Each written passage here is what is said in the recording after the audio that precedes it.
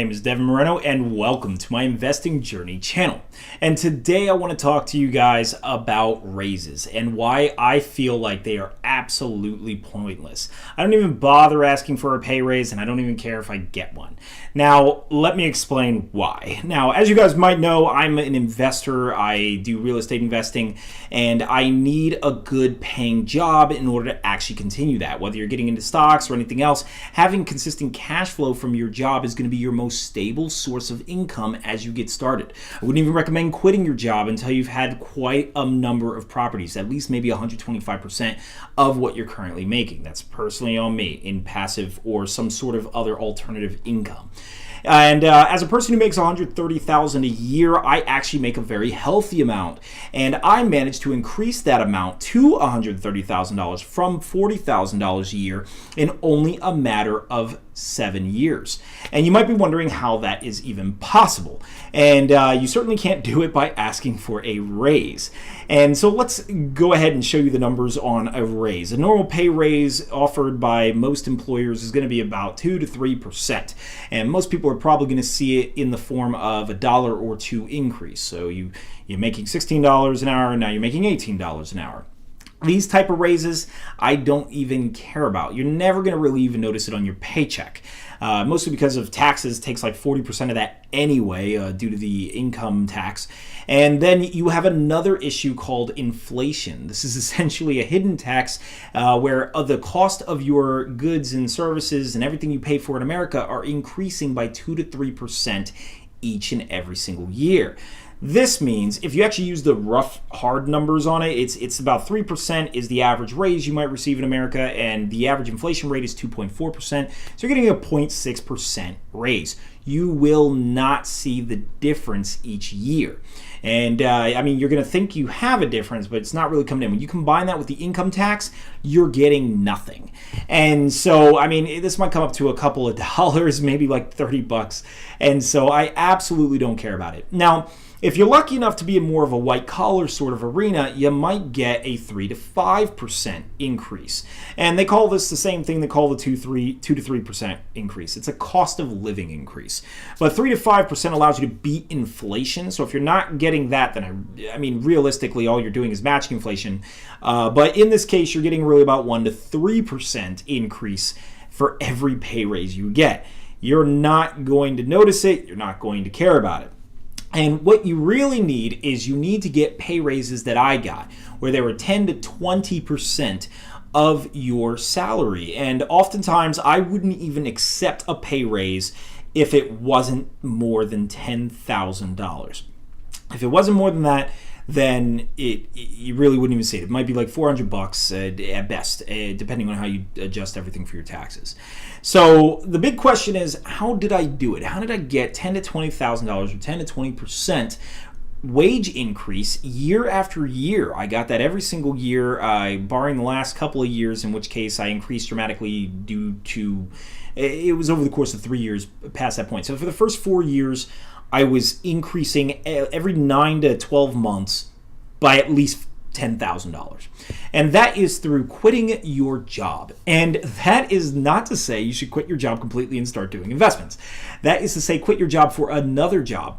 And so what you're going to find is a lot of employers cannot give you a promotion. That's essentially the big issue. Every company has a number of slots they have, and let's say that you have leads, and then you have managers, and then regional managers for your specific job.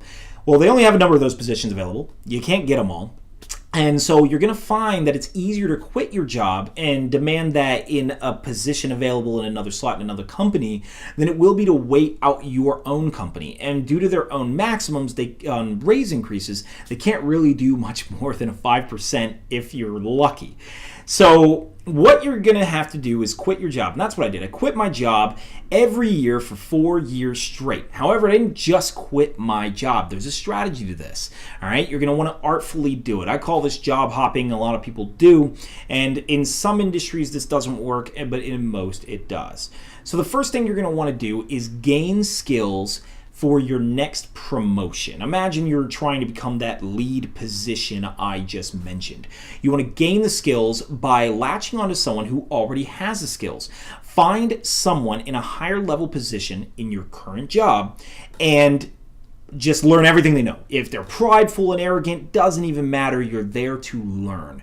Get as much information as possible and make sure you do that work. All right. Now, this is going to involve you doing more than you're being paid to do. Free work is the goal here. You want to do more than what you're paid for. If you just simply stick to flipping burgers, then you will be nothing more than a burger flipper forever.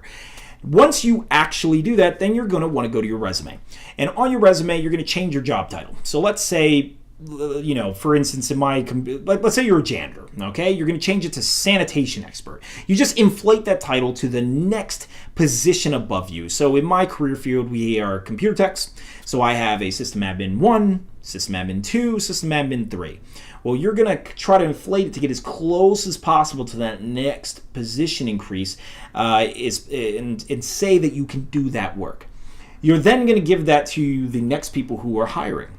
They're going to look at it and see all these things that you did for your job. Now, what you need to know is that your next employer doesn't actually care necessarily that you did it, okay? He might want you to have experience in it. He might want you to be competent in it, but it's not necessarily that you needed to do it as your main job. They just want to know if they hire you, can you do what it is you are saying you can do? And you don't want to lie. Do not overvalue yourself. This is the quickest way to get fired, okay? So don't lie to them. You make sure you have that experience and you can back it up. But what that means is they'll promote you from externally into a new company.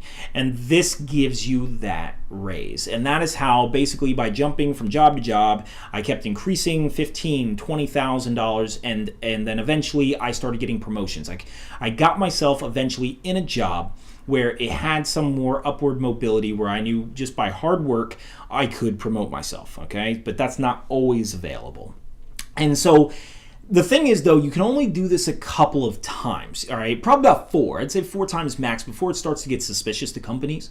They'll almost wonder, okay, well, you might quit here.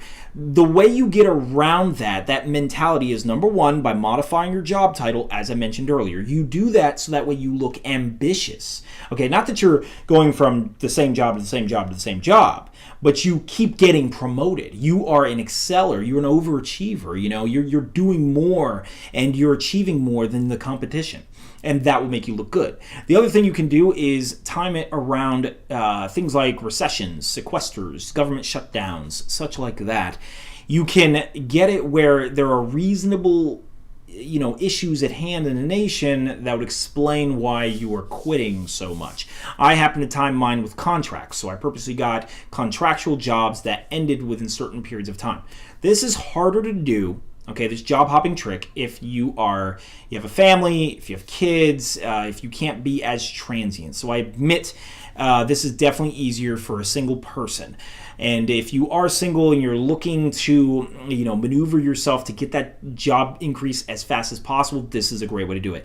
I also admit that I have the benefit of living in the Baltimore, Washington area, which means I have a massive influx of jobs. So if you're anywhere on the East and the West Coast, then this trick is very easy to do. If you're in the Midwest, it's a little harder because the amount of jobs that are available are a little bit harder. So admittedly, this is regional specific, but if you happen to be in that region and if you happen to have that lifestyle where I'm single, no children, and I didn't have a girlfriend, and so I'm very free to just kind of move about, this can work amazing to give you the maximum amount of cash flow from your job in the shortest period of time. So anyway, guys, that is pretty much it. That's why I believe raises are absolutely pointless. You might wonder, like, okay, you could say this right on YouTube. Well, yeah, I mean, as long as the job sees dedication, I'm not worried about anyone knowing, yes, I did jump around in jobs. They see that I do a good job in every job that I'm at, and that's what you need to focus on. You are delivering quality work everywhere that you go, and no one will really mind at the end of the day. So let me know what you guys think. I know this is a bit more controversial, but I'm interested to see what methods have you guys done to increase your salary in a very short period of time. And I'm looking forward to talking to you all very soon.